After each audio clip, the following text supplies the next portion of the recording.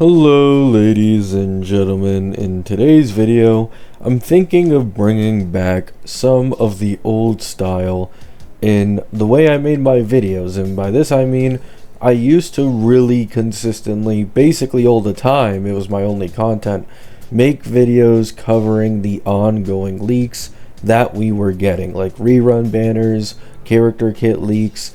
I will say, as of the last few months, even though of course I cover like beta cycles and some more important stuff on videos like the possibility of a fake collab, I have been throwing a majority of the not so important stuff on my community posts instead of making actual videos on them. So a lot of people end up not seeing them. Plus, this is also just another easy way of me making content, so I knocked two birds with one stone. So I will be returning to making videos consistently on semi at the minimum reliable leaks that we are getting, right? So to start us off, let's talk about the possible banners running during Blades 4.3 patch.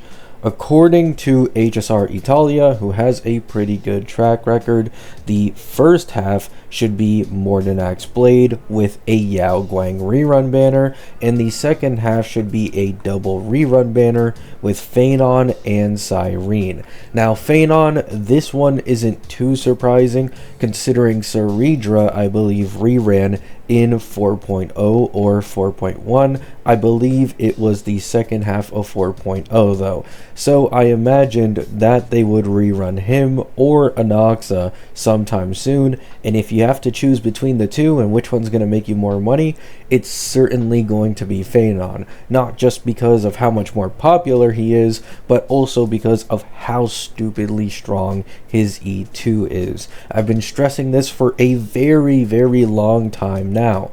Feainon is one of the only Chrysos heirs who isn't extremely reliant on having one specific support or multiple specific supports. He's one of the only ones who can get away with being a quote-unquote generalist DPS who can use a lot of different buffers. However, because of this, it means you should highly prioritize grabbing his E2. Not only is it the strongest in the game, but his base kit E0, even outside of MOC, this is where you really see the issues, being in Pure Fiction and APOC, because those two modes have, one, Pure Fiction has less cycles than his AoE, and then APOC is a mode based off of your AV consumption, and as anyone would know, E0 Feainon absolutely eats up AV, and against incredibly highly HP inflated bosses, an E0 Feainon just falls off so badly.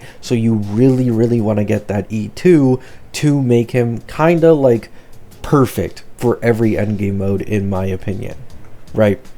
And then obviously we have Sirene there. This one isn't surprising. I assumed that maybe they'd rerun her in 4.2, but if they wanted to rerun certain other characters during 4.2, you obviously put her in 4.3. And to be honest, I have noticed a pattern. I believe Evernight reran in 4.0, or Evernight reran in 4.0, Hyacine reran in 4.1, Cassie reran in 4.2, and Sirene is rerunning in 4.3. So basically every single member of the Mono Rem team has been getting put patch after patch after patch on a rerun, and I guess that's just what they decided to do. It's not surprising, it is their most popular team probably from the entire last year, so they're obviously trying to sell them, especially considering some of them have some pretty good verticals. E2 Cassie is still good, it's not an E2 Feainon, but still good.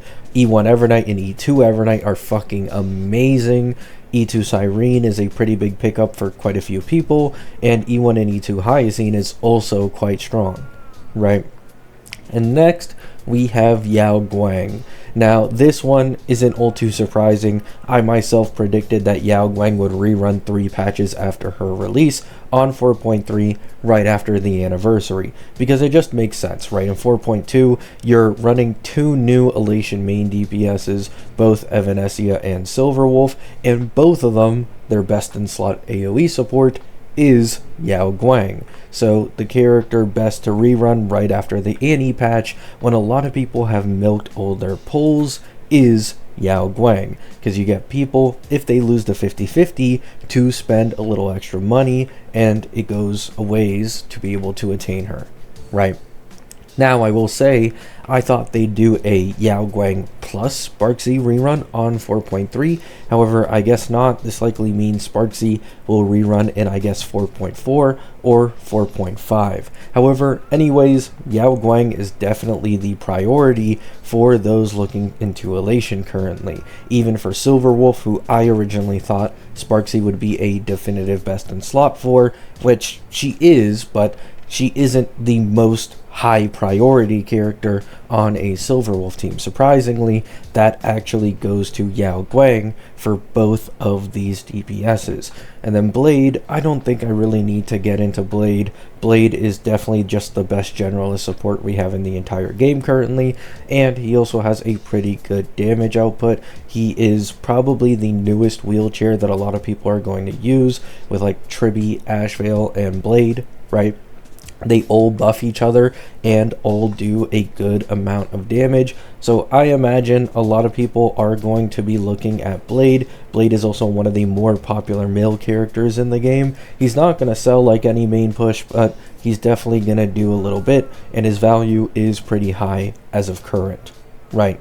So that is it all for the banners and rerun banners that we should supposedly be getting on 4.3 patch. The last thing I want to touch up on here is about Himeko. According to a leak, Himeko does want Astral Express teammates so that she can function properly, right?